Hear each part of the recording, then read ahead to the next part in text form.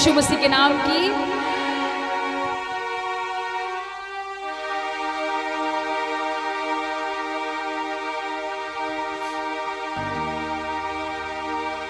प्रभु यीशु मसीह का लहू जो हमें चंगा करता है, यीशु मसीह के लहू की जय हो जो हमें ताकत देता है, यीशु मसीह के लहू की महिमा हो जो हमें हर एक बीमारी से आजाद करता है। हालेलुया। परमेश्वर आप सभी को बड़ी बरकत, बड़ी आशीष दे जो आज की सभा में आए हैं, जो ऑनलाइन हमारे परिवार देख रहे हैं, भारत के अलग अलग शहरों से। प्रभु आप सबको बड़ी आशीष दे। हम हालेलुया। प्रियजनों, इससे पहले कि मैं वचन में प्रोसीड करूं, मैं आगे बढ़ूं, मैं अपनी YouTube फैमिली को कहना चाहूंगी कि आप जल्दी से इस मीटिंग को शेयर कर दें अपने व्हाट्सएप पर, जो आप मीडिया के चैनल इस्तेमाल करते हैं, अपने इंस्टाग्राम पर, फेसबुक पर, अगर और भी आपके पास मीडिया के चैनल हैं, आप जरूर इस वीडियो को शेयर करें, ज़्यादा से ज़्यादा लोगों तक पहुंचाएं। याद रखें, आप ऐसा करने से हमारी परमेश्वर के काम को करने में मदद कर रहे हैं। आमीन, हालेलुया। क्योंकि बहुत सारे ऐसे लोग हमें इस YouTube के जरिए मिले हैं, ऐसे ऐसे गांव हमें मिले हैं जहां पर कभी सुसमाचार नहीं सुनाया गया, और इस माध्यम के द्वारा, इस लाइव, इस कैमरा सिस्टम, YouTube, इन सब चीज़ों के द्वारा परमेश्वर को सारा जलाल देते हैं कि आज इस सेवकाई के द्वारा परमेश्वर उन लोगों तक पहुंच रहा है, उन लोगों तक वचन पहुंचा रहा है। कई लोग हमें ऐसे मिले हैं जो सुसाइड करने वाले थे, वचन सुना, परमेश्वर ने उनको बचा लिया। ऐसे से घर जो टूट रहे थे, वचन सुना, उनका जीवन बदल गया। हम प्रभु को सारा जलाल देते हैं कि परमेश्वर अपने कार्य को कर रहा है। तो ये हम सबकी जिम्मेवारी बनती है कि हमारे पास जितने भी माध्यम हैं वो हमें प्रभु की महिमा के लिए इस्तेमाल करने चाहिए। मैं YouTube के लिए प्रभु का धन्यवाद करती हूँ क्योंकि ये जो YouTube हमारी फैमिली है बहुत अच्छी है। इनको जब हम कहते हैं ये साथ ही शेयर कर देते हैं। ये आपकी जिम्मेवारी भी बनती है जो यहाँ बैठे हैं।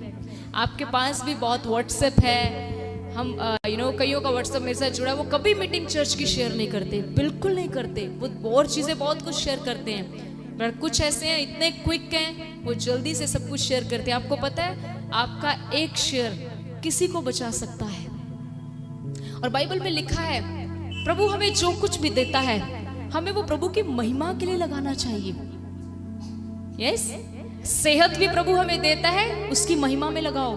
धन देता है, उसकी महिमा में लगाओ। लेकिन जब हम अपनी ये चीजें प्रभु की महिमा में नहीं लगाते, माफ कीजिएगा लेकिन सच्चाई बतानी पड़ेगी, परमेश्वर धीरे धीरे ये चीजें आपसे छीन लेगा और उन लोगों को दे देगा जो उसकी महिमा में लगाते हैं। ये उसी तरीके से बात है जैसे परमेश्वर ने शाऊल से राज्य लेकर दाऊद को दे दिया। आपसे छोटे ज्यादा आशीषित हो जाएंगे अगर आप प्रभु के वचन के अनुसार ना चले, क्योंकि ये अंत के समय है। इन दिनों में चालाकियां नहीं चलेंगी, दो मन नहीं चलेंगे, संसार में हमारा रूप और है, अंदर से हम कुछ और है, ये नहीं चलेगा। अंत के दिनों में परमेश्वर खरा चाहता है कि हम खरे बने। आप समझ रहे हैं खरा इंसान क्या होता है? जो अंदर से भी वैसा, बाहर से भी वैसा है। और खरा हम तभी हो सकते हैं जब हम प्रभु के वचन पर खड़े रहेंगे। हालेलुया। इसीलिए प्रभु के वचन को ज्यादा से ज्यादा अपने अंदर जाने दो, खाओ इसको जितना खा सकते हो, और फिर इसको अपनी लाइफ में इम्प्लीमेंट करो, इसको अपनी लाइफ में लगाओ, और फिर देखना ये वचन आपकी जिंदगी को कितना बेहतर कर देगा। हालेलुया। याद रखिए हर एक चीज परमेश्वर ईमानदारों को स्टेप बाय स्टेप देता है, ताकि इसलिए वो धीरे धीरे देता है ताकि जब वो व्यक्ति शिखर पर पहुंचे तो वो कभी अपना पहला स्टेप ना भूले कि मुझे प्रभु ने कहां से उठाया है। Hallelujah, hallelujah. क्योंकि आज बहुत सारे लोगों के जीवन में गिरावट आ जाती है, उस गिरावट का बाइबल एक रीजन बताती है। वो रीजन है घमंड। क्या है? घमंड। एक व्यक्ति, उनका नाम सी ल्यूस है, उन्होंने एक कोटेशन लिखी घमंड के ऊपर। उन्होंने कहा pride is a spiritual cancer. उन्होंने कहा कि जो घमंड है वो एक आत्मिक कैंसर है। It eats up love, relation and everything. लिखा घमंड एक आत्मिक कैंसर है। ये धीरे धीरे तुम्हारे रिश्ते, तुम्हारा प्यार और एक दिन सब कुछ खत्म करके रख देगा। घमंड क्या है? एक स्पिरिचुअल कैंसर, एक आत्मिक कैंसर है। क्यों इसको आत्मिक कैंसर कहा गया? आपको पता है जब किसी व्यक्ति को कैंसर हो जाए उसको बड़ी हाई डोज मेडिसिन दी जाती है, बड़ी तेज जिसको बोलते हैं दवाइयां, फिर उसको कीमो ये वो थेरेपी से होकर गुजरना पड़ता है, तब भी ये कैंसर कंट्रोल में नहीं आता। कईयों की तो मृत्यु हो जाती है। प्रभु बचाए तो बच सकता है इंसान, अन्यथा ये कैंसर बड़ी भयानक बीमारी है। इसी तरह ये व्यक्ति ये कहना चाहता है कि कभी भी अपने अंदर घमंड मत आने देना, क्योंकि ये तुम्हारी आत्मा में कैंसर की तरह लग जाएगा। तुम्हें लग रहा होगा कि मैं बताऊंगी आज ये प्राइड वाले लोगों को कैसे पता लगेगा मेरे अंदर घमंड तो नहीं आ रहा। ये तेरे अंदर कैंसर बन जाएगा और एक दिन तेरा लोगों से प्यार खत्म हो जाएगा, तेरे रिश्ते खत्म कर देगा और एक दिन तेरा सब कुछ खत्म हो जाएगा। हालेलुया। ये घमंड एक ऐसी बीमारी है। जब आप पढ़ते हैं नीति वचन उसका 11:2, आप लिख लें, आपको खोलने की जरूरत है, आप मेरी तरफ देखें। नीति वचन 11:2 में लिखा, जब घमंड आता है तब शर्म भी, अपमान भी होता है। जब किसी व्यक्ति के अंदर घमंड आता है तो उसको शर्म का सामना करना पड़ता है। हालेलुया। घमंड है क्या? एक घमंडी व्यक्ति की पहचान कैसे हो सकती है? कई बार हम सोचते हैं ये किसी को बुलाता नहीं है, घमंडी है।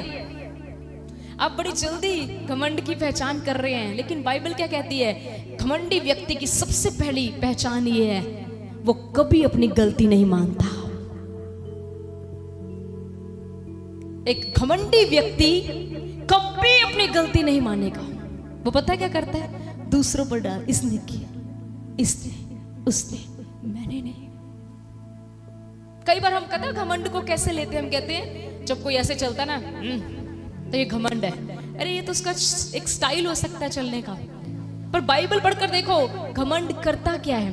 घमंड कई बार व्यक्ति को परमेश्वर भुला देता है। कई बार दुआ में ना बैठना भी घमंड शो करता है। कई बार प्रार्थना में ना बैठना भी घमंड शो करता है।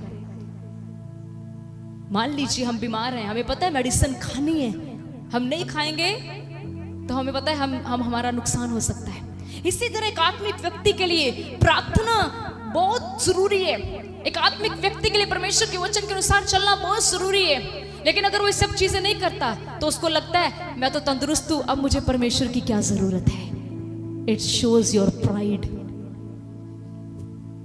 बड़ी परिभाषाएं हैं घमंड की, पर याद रखिए परमेश्वर का वचन कहता है कि जिस व्यक्ति में घमंड आ जाएगा उसको अपमान का सामना करना पड़ेगा। उसकी इंसल्ट होगी, उसको अपमान सहना पड़ेगा अगर एक व्यक्ति में घमंड आ जाए। अगर हम उत्पत्ति में जाएं स्टार्टिंग के बुक में, तो वहां पर सबसे पहले इस बीमारी की शुरुआत हुई थी। जब आप चैप्टर 11 खोलते हैं, उत्पत्ति उसका 11 अध्याय, तो वहां पर आप 1 से पढ़ दे जरा, क्या लिखा है? उत्पत्ति उसका 11 अध्याय उसकी 1 आयत में क्या लिखा है?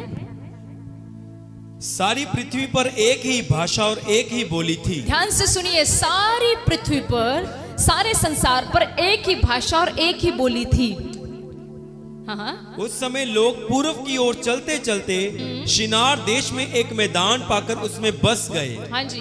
तब वे आपस में कहने लगे, आओ हम ईंटें बना बना के भली भांति आग में पकाएं। और उन्होंने पत्थर के स्थान पर ईंट से और चूने के स्थान पर मिट्टी के गारे से काम लिया। फिर उन्होंने कहा, आओ हम एक नगर और एक गुम्मट बना लें जिसकी चोटी आकाश से बातें करे। सुनिए यहाँ पर लिखा, ध्यान से प्लीज, आप मेरे साथ हैं। अगर आप ध्यान से वचन को सुनेंगे आप आशीष पाएंगे।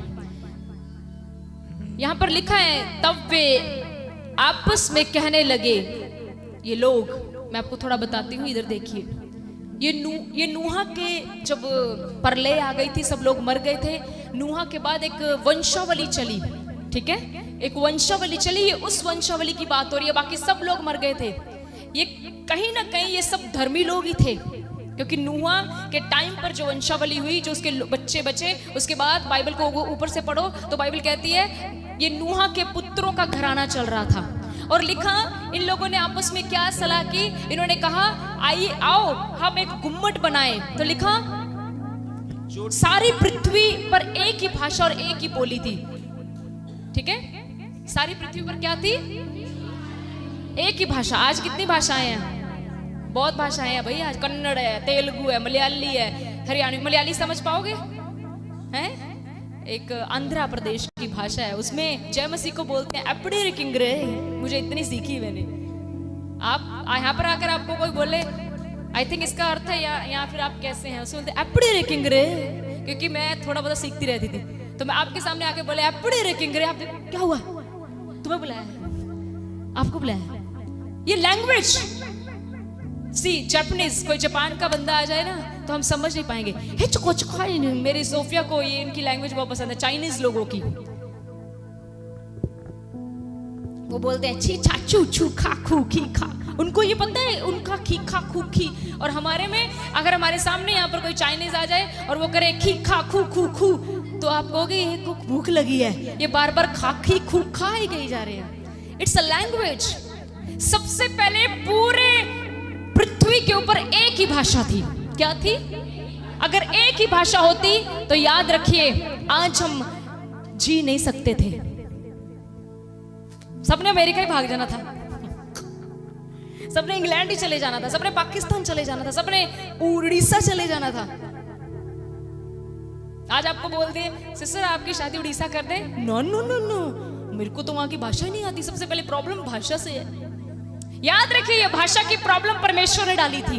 क्यों? क्योंकि उन लोगों ने इस भाषा की, एक भाषा की वजह से कुछ ऐसा करना था जिनके बारे में वो कहते थे हम परमेश्वर के will be equal to God, हम कुछ ऐसा करेंगे। लिखा तब वे आपस में कहने लगे, क्योंकि एक भाषा थी ना, आपस में कहने लगे आओ हम ईंटें बना के भली भांति आग में पकाएं। और उन्होंने पत्थर के स्थान पर ईंट से, चूने के स्थान पर मिट्टी के गारे से काम लिया। क्या बनाना था इन्होंने? मेरे साथ हो, गुम्मट। पता है गुम्मट क्या होता है? पता ही नहीं गुम्मट। अरे जैसे वहां जाते हो आप अमृतसर से बाहर तो गुम्मट बना ना, हमारी सरकार ने बनाया है, हाँ, गोल्डन कलर, उसको गुम्मट बोलते हैं, उसको बोलते हैं, और कुछ नहीं है। गुम्मट ऐसी शेप में होता है, ठीक है, ये गुम्मट है। दरबार साहब के ऊपर भी गुम्मट लगा हुआ है। ऐसा कुछ गुम्मट बनाना था, और ताकि उसकी चोटी इतनी लंबी हो जो आकाश के साथ टच करे। ठीक है, आगे बढ़े तो क्या हुआ, ध्यान से सुनना। इस प्रकार से आप नहीं, अभी मैं बताऊंगी आपको। Thank you. यहाँ लिखा तब वे आपस में कहने लगे आओ हम ईंटें बना बना के आग में पकाएं। उन्होंने आपस में सलाह की हम ईंटें आग में पकाएंगे और गुम्मट बनाएंगे। फिर क्या लिखा इसके बाद? लिखा और उन्होंने पत्थर के स्थान पर ईंट से, चूने के स्थान पर मिट्टी के गारे से काम लिया। बनाना किस चीज का था? गुम्मट, पत्थर का। और क्या यूज करना था?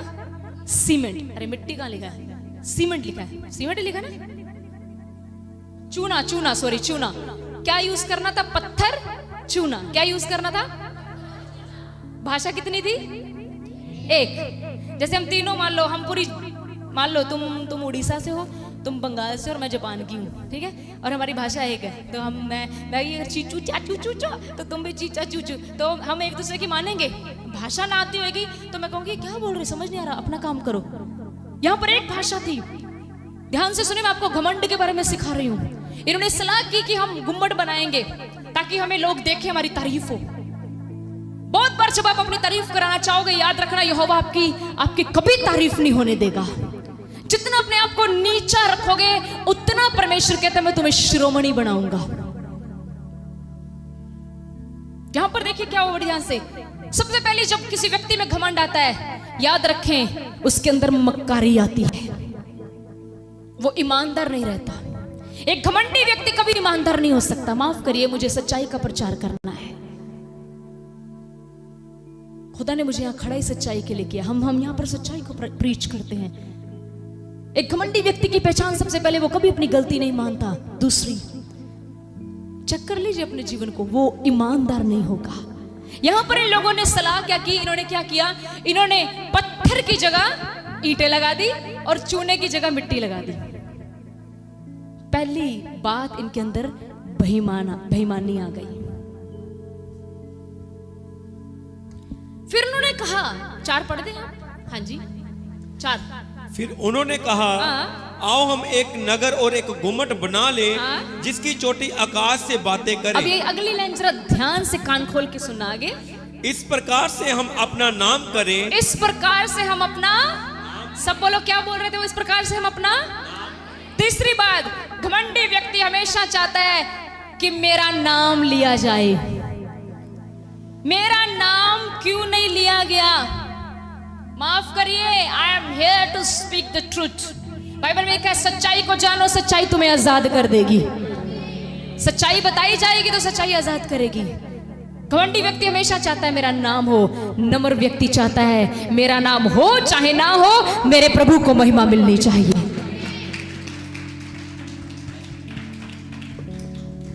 एक बार की बात है, मैं किसी को डोमिनेट नहीं कर रही, बट एक बार बहुत साल पहले की बात है, वो भी इधर नहीं है।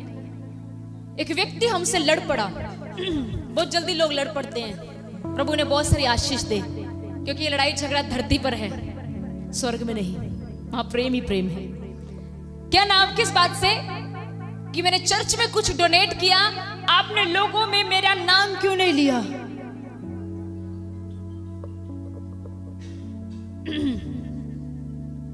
अभी वो इसके लिए बहुत साल पुरानी बात है, बहुत साल। और हम शॉक्ड हो गए।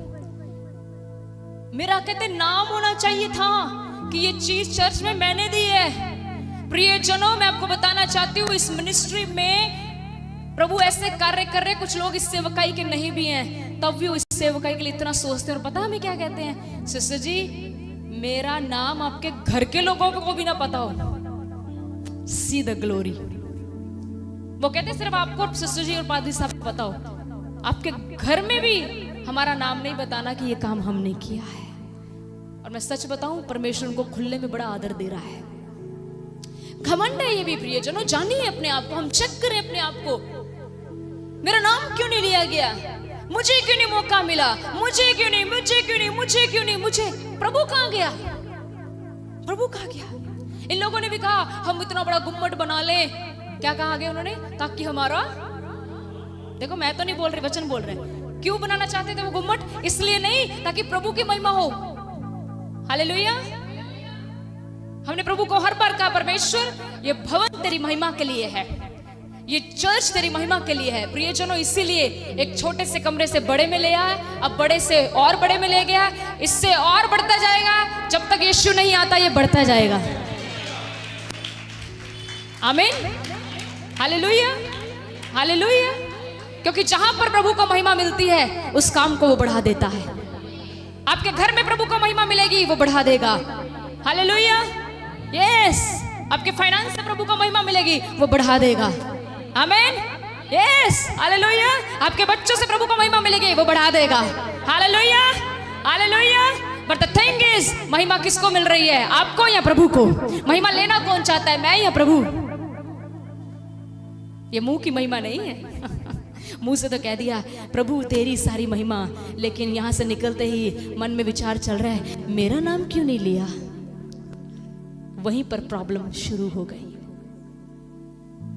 उन्होंने कहा आओ हम अपना नाम करें। इसके बाद ब्रदर बढ़ दे, ऐसा ना हो कि हमको सारी पृथ्वी पर फैलना पड़े। हाँ, वो कहते हैं हम फैले नहीं, हम एक नगर बनाएंगे, इस नगर में इतना ऊंचा गुम्मट होगा। समझ के देखिए उनकी बातें, कहते इतना ऊंचा गुम्मट होगा। फॉर एग्जांपल, मतलब जिसकी चोटी आकाश से बातें करेगी। उनका कहने का मतलब ये था कि हम उस गुम्मट पर भी कभी कभी चढ़कर बताएंगे कि ये हमारा साम्राज्य है, ये हमने तैयार किया है।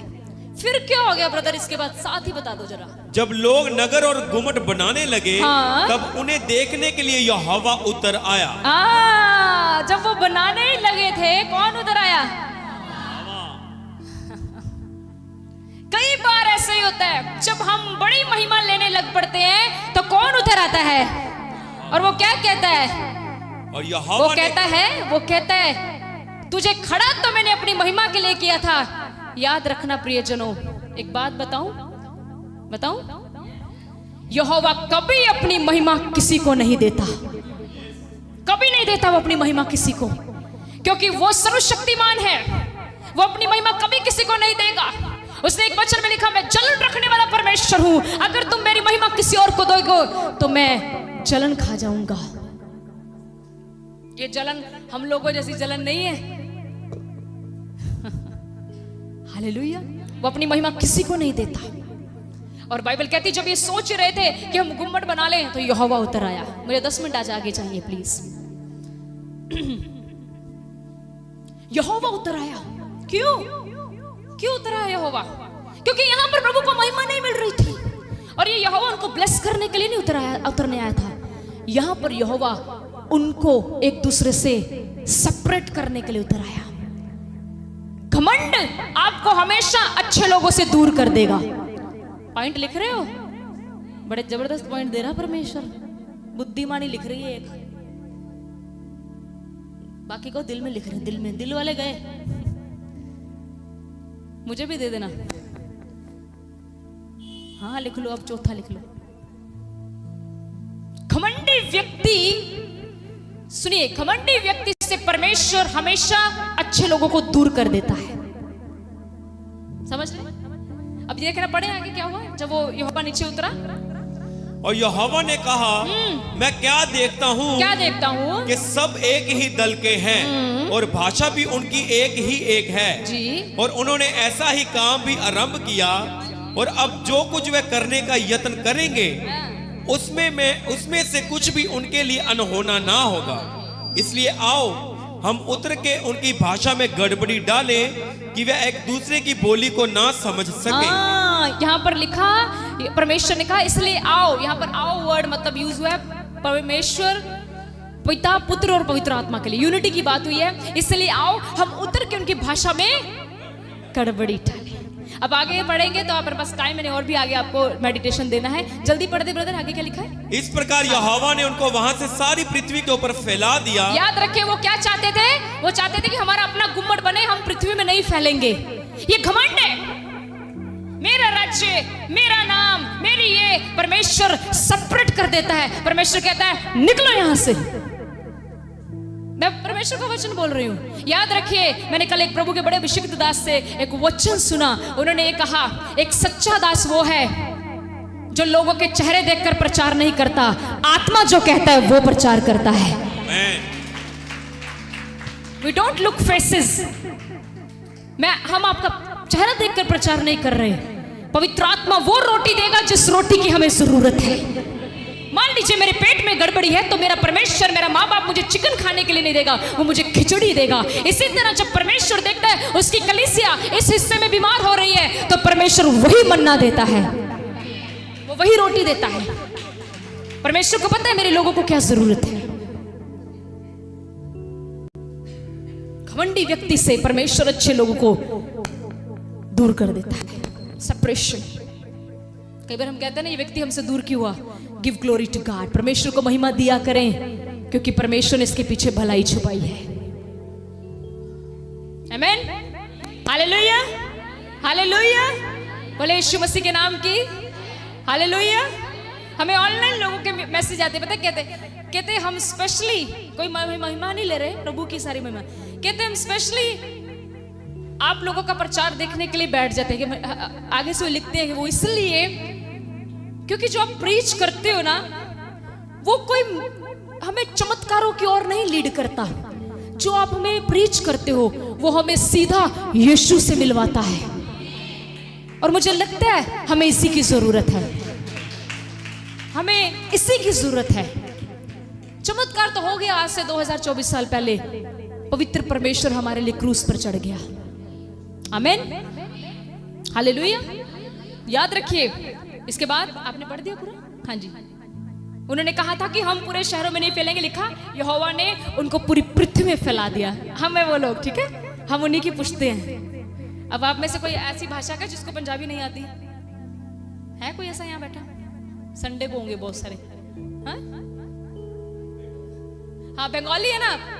ए, बंगाली में एक लाइन बोलो, पूछो कैसे हो, बंगाली में बोलो। हर थोड़ी खाई छो। हाँ हाँ बस देखो, अभी सुन लो क्या बोले वो, समझ लगी? बताओ ऐसे बोलो। हाँ नहीं वो दूसरी पूछो कि तुमने खाना खा लिया। हाँ खेचो मजा माछो, केम छो मजा माछो, इतना से पता है। मजे में, कैसे हो? मजे में, अच्छे। हाँ थैंक यू पास्टर जी, आपने बंगाली बहन को देखा। सब सिस्टर आपको बंगाली प्रभु ने दी है, ये प्रभु ने गड़बड़ियां डाली, गड़बड़ियां। आज पता लगा भाषाएं, languages has been created by God himself. भाषाएं परमेश्वर के द्वारा बनाई गई हैं। हालेलुया। आगे बढ़े। इसके बाद नहीं, इसके बाद अभी रुक जाइए, फिर आपने गड़बड़ी डल गई और वह यहोवा ने वहीं डाली और वहीं से यहोवा ने मनुष्य को सारी पृथ्वी पर फैला दिया। पहले लोग एक ही जगह रहते थे, घमंड की वजह से, ये घमंड की वजह से आज विदेश जाना हो तो लाखों लगते हैं। हालेलुया। बोले यीशु मसीह के नाम की, यीशु मसीह के नाम की। किसी ने इस प्रकार से लिखा, कहते घमंड एक सबसे गंदा मित्र है। घमंड सबसे गंदा मित्र है। ये आपको कुछ सिखाएगा नहीं, लेकिन ये आपकी उन्नति को रोक देगा और एक दिन आएगा तुम्हें बिल्कुल नाश कर देगा। इसीलिए याद रखना, अपने घमंड का बटन बंद करो, घमंड का बटन बंद करो और अपने आप को नम्र करो। जिस दिन ये करोगे उसी दिन से तुम्हारी तरक्की शुरू हो जाएगी। Hallelujah, hallelujah. बोले यीशु मसीह के नाम की। बाइबल में साफ लिखा है, याकूब की पत्री उसका 4 और 13 में जब पढ़ती है, वहां पर लिखा है परमेश्वर के कलाम में, याकूब 4 उसकी 13 में। हालेलुया। समझ रहे हैं आप कुछ?